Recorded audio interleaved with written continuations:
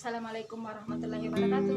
Hai guys, perkenalkan nama saya Desari, NIM G210104, Fakultas Perikanan, Program Studi Budidaya Perairan, Universitas Madako Tolong. Oke, jadi kali ini saya akan membahas materi mengenai peran mikrobiologi dalam bidang perikanan. Stay tune.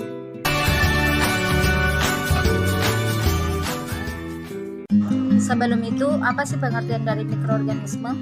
Jadi, mikroorganisme adalah organisme yang berukuran sangat kecil yang tidak dapat dilihat menggunakan mata telanjang, melainkan dapat dilihat menggunakan bantu seperti mikroskop. Mikroorganisme ini sebagai bagian komponen ekosistem perairan memiliki berbagai peran, ada yang menguntungkan dan ada pula yang merugikan. Organisme renik tersebut akan selalu didapati pada semua habitat alam. Di mana ada kehidupan, maka mikroorganisme akan selalu menjadi komponen dari ekosistem alam tersebut. Khususnya di lingkungan aquaculture, keberadaan mikroorganisme sangat berpengaruh terhadap kesehatan dan pertumbuhan ikan yang dipelihara. Hal tersebut disebabkan karena mikroorganisme merupakan produsen primer, mata rantai pertama dalam rantai makanan. Kemampuan mikroorganisme menghasilkan enzim pencernaan dan mengkonversi limbah pertanian menjadi bahan baku pakan alternatif dengan harga terjangkau.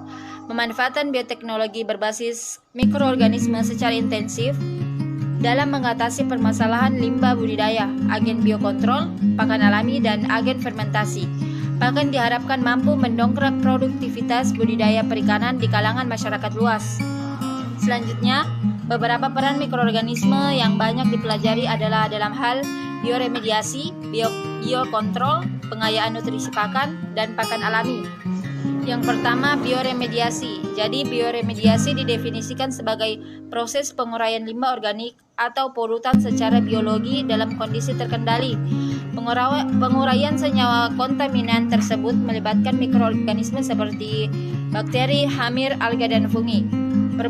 Perbaikan kualitas air seperti penurunan kandungan amonia dan nitrit dapat dilakukan dengan memanfaatkan kemampuan mikroorganisme yang dikenal pula sebagai bioremediasi. Yang kedua, pengandalian hayati atau biokontrol. Jadi, pengandalian hayati atau biokontrol pada dasarnya adalah usaha untuk memanfaatkan dan menggunakan musuh alami sebagai pengendali populasi hama yang merugikan. Musuh alami dalam fungsinya sebagai pengendalian hama bekerja secara selektif tergantung kepadatan sehingga keefektifannya ditentukan pula oleh kehidupan dan perkembangan hama yang bersangkutan. Pada bidang aquaculture sendiri, pemanfaatan musuh alami sangat penting dalam menjaga keseimbangan ekologis di bak atau kolam budidaya. Karena dengan mengembalikannya sumber daya tersebut ke alam, maka kualitas lingkungan terutama dasar kolam dapat dipertahankan. Yang ketiga, pakan alami. Jadi, pakan alami merupakan organisme kecil yang memiliki peranan sangat besar dalam mendukung kehidupan larva ikan karena merupakan makanan awal dan sebagai makanan utama. Kandungan gizi pada pakan alami yang tinggi khususnya asam amino dan enzim menjadikan keberadaannya sangat mutlak diperlukan bagi tumbuh dan berkembangnya larva.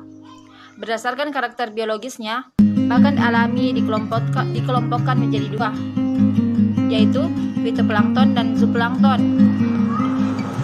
Fitoplankton merupakan jasad renik kelompok nabati yang memiliki kemampuan berfotosintesis sehingga disebut sebagai produsen primer perairan.